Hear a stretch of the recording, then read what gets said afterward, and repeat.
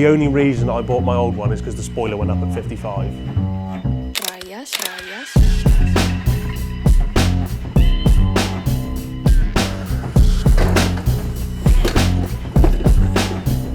Sweet. I passed my driving test in 2014. I bought a Volkswagen Beetle 1303 in purple. Half the floor was made of fiberglass. I didn't keep it very long. I found a Nissan Micra, found out there was nothing in there except a block of wood.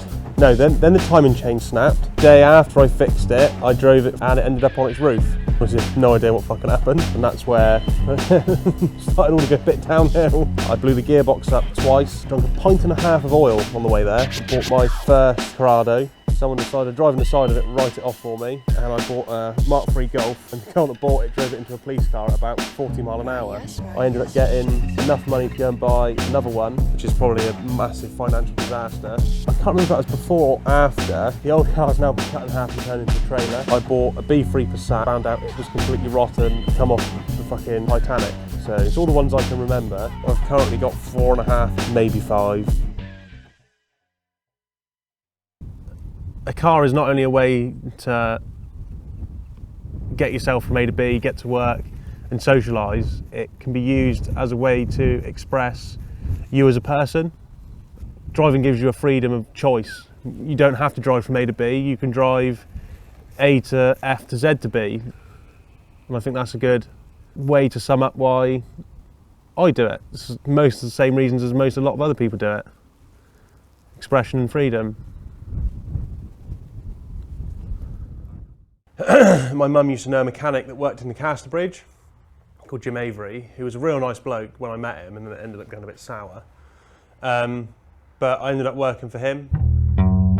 Most young people stereotypically don't like listening and being told what to do.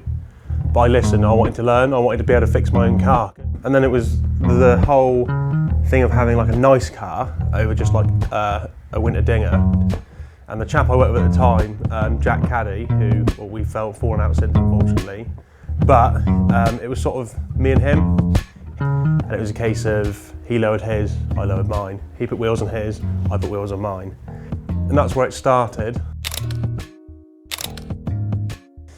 A little bit before it came off the road, I went to an event at Bewley called Simply V-Dub. Obviously there's lots of Volkswagens there. When I was there, I sort of knew that my Polo was getting on its last legs engine-wise, and it would need another engine, and I would need another car temporarily. I was looking around and stuff, and I saw a couple of Corrados there, and I thought, that looks nice. So when I got home, I started looking into it a bit, like not in depth, just like, oh, what's a Corrado? Like, what makes it so special? Like, why do people own them, sort of thing? And I think it took me about a week to realise that at 55 miles an hour on late type Corrados, the spoiler goes up. The only reason I bought my old one is because the spoiler went up at 55. I put so much time, effort, money and passion into building my old one. When it got written off, I didn't want people to know. So the idea was to find a better version of one and sort of recreate it, but to a point where people wouldn't know. Been sat for 10 years, it didn't run, it had the wrong interior in it, it had a lot of problems. I knew that when I bought it, but where I had my old one, I'd already been through most of this, apart from the sunroof.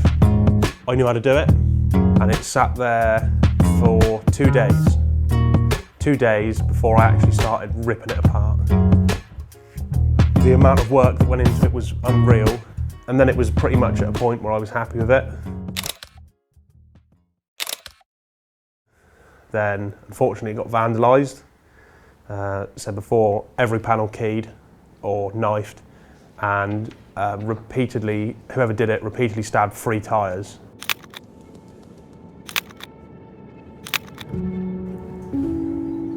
It was a stressful 3-4 weeks. Managed to borrow a car from a very good friend of mine, completely prepped the car for the wrap, and we managed to put it together with Gilbin Graphics, Dave, who sorted me out big time.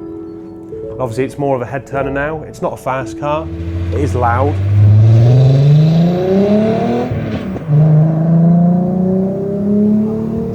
If it got written off, I'd do it again. If I had the money, I'd do it again in a heartbeat.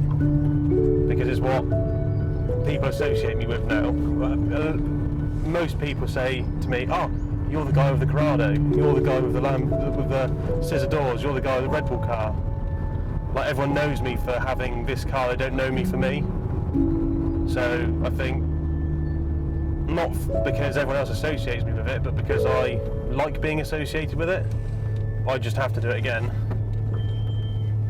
There would be no other option. It's not mint, it's not immaculate, it's not the best one in the world, it's not a show winner, it's not a trailer queen, but it's mine.